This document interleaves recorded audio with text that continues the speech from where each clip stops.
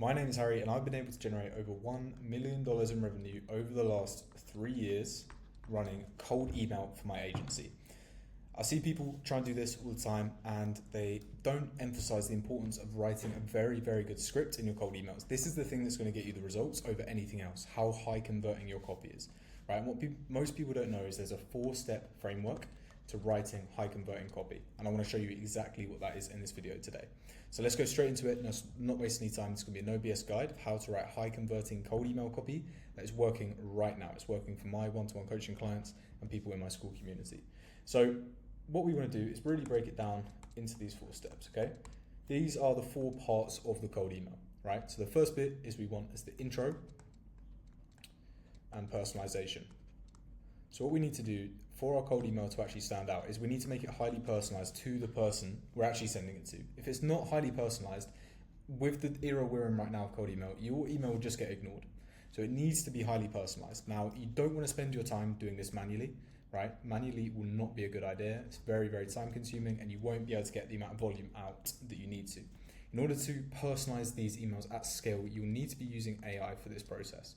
Okay, so use tools like clay.com, which I have more videos on my channel on how to use, or things like make.com or NAN, but you want to be using some sort of AI system to personalize your emails at scale, right? This means, reaching out and saying, hey, noticed the recent case study on your website, good job on that, or noticed your recent round of funding, or noticed you just moved to a new position, right? Something that's personalized and relevant to them, usually either going off their website or their LinkedIn profile, their LinkedIn URL, okay? So the URL of LinkedIn. That's the first step of the cold email, right? Without that, it won't really convert very well. So we need to have intro and personalization. Second part of the email is the core offer, right? This is arguably, after the personalization, the most important part of the email, right? So I'm going to put a big red line underneath it. Now, how we want to construct our offer is not the features or the things about what we sell. We want to do it in a very particular way that only shows the outcomes of what we're selling, right? So this is what a typical offer would actually look like. Let me break it down for you. So it's if we could help you achieve outcome, could help you achieve outcome. All right, let me just move this out of the way. Outcome, let's put outcome in here. In time frame. So how long it takes us to get that result. Without pain. So the things we want to avoid in actually delivering the service, would that be of interest? Okay, this is the framework we want to use to create the offer.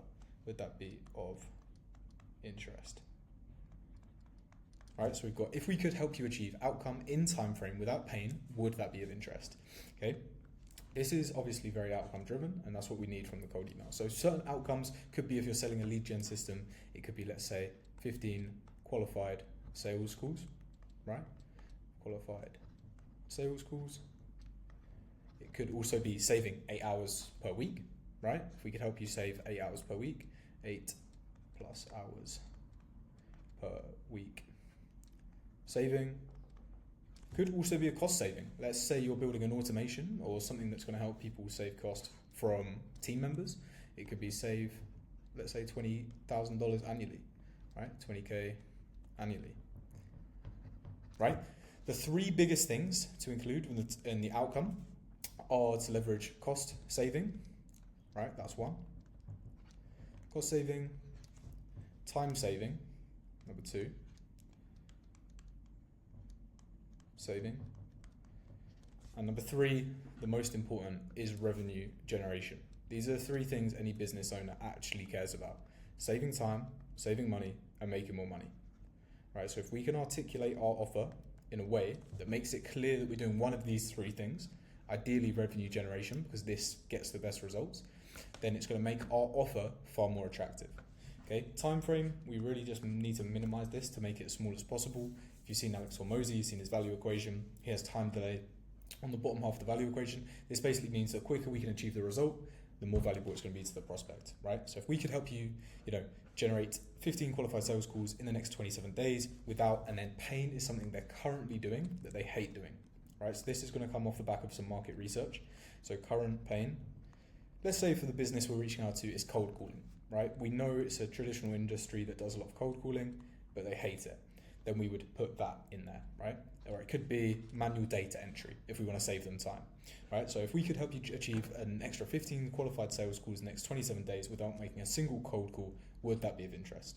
Notice how we haven't described a single bit about how we do it. We haven't described any of the features. It's all been outcome and benefit driven. And that's how we want to articulate the offer, right? However, this is likely not going to be enough to actually get your to get responses from your cold email, especially in this day and age, because there's so much noise out there. So the third part is actually how we start to leverage this attention that we're building. And this is with a lead magnet. Okay, so we go with the AI, personalized intro and first line.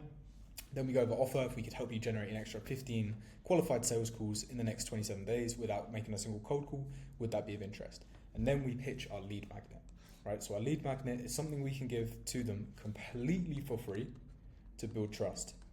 Because especially in this market now, especially with cold email, it's a complete trust crisis. No one can trust anyone in the market. So what we need to do is give them stuff for free that's very valuable, high value, and that will build trust. Okay, that will build trust. Some examples of what you can do, say you're selling lead gen systems, is maybe give away 500 free leads. I know this is an approach that is working extremely well to book calls, and it gives a lot of value. So you could say, like, if we could give you a list of 500 free leads that match your ICP, would that be of interest? Or do you mind if we jump on a call to generate you a list of completely free 500 free leads that you can use to start doing outreach to?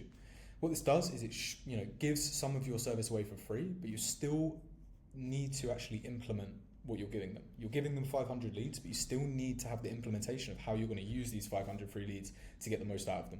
This is one, if you're running a lead gen agency, that will definitely work for you, and this is a bit of a cheat code in the market right now, giving out 500 free leads. Other things you can do, I'll give out like audits, strategy sessions for free, all right, free consultations, okay? I would probably avoid the likes of ebooks and PDFs. People just don't want them, they don't care. Give them something that's actually valuable to them. 500 free leads, a completely free audit, a free consultation, a free blueprint or roadmap. Things that also work well here are like Loom videos. So do you mind if I send you a personalized Loom video going over how we would implement a strategy like this to help you sign another 10 sales calls next month? That's easy for people to say yes to, because they're not basically saying yes to the call, they're saying yes to just getting more information from you, right? To more info, which is a much easier thing to do and less friction, right? So if you look at it from in terms of what a funnel would look like, right? Let's say a book a call funnel looks something like this. It's quite a tight funnel, and we get a lot of leads in the top. We do a lot of outreach. We only get this much output, and that's because we're squeezing the funnel tight and we're only getting this many people who would actually commit to calls. Whereas if we're just doing something like offering a lead magnet, our funnel might look something like this. We get way more throughput out of the bottom. Okay, and that's because it's a more frictionless funnel. It's easy for people to say yes to a lead magnet versus just jumping on a call. And then the final thing we actually need is the CTA, right? So we have our offer, we have our lead magnet, and we have a CTA. So how do we actually want to do this? The CTA can be tied in with the lead magnet or tied in with the offer, but this is usually like, would that be beneficial if we send that over? Or would you be interested for us to send over this lead magnet? Or would you like more information? Okay, what we want for the CTA is to make it very soft. Once again, coming back to this idea of friction. We want to remove friction in the sales process and have a soft CTA, so we basically get more people to say yes. The more yeses we have from cold email, the more calls we'll book, the more sales we'll make, right? Eventually over time, as lead flow is not your issue and you're getting tons and tons of leads, you actually want to start adding in more direct CTAs and add in more friction to the process to get more qualified buyers at the bottom, okay? We don't need to worry about that now, especially if this is one of your first outbound campaigns you're running or you're looking to scale it up. We just need to get more people to say yes, right? So you want a nice soft CTA. One thing to avoid in your CTA is do not pitch a call, right?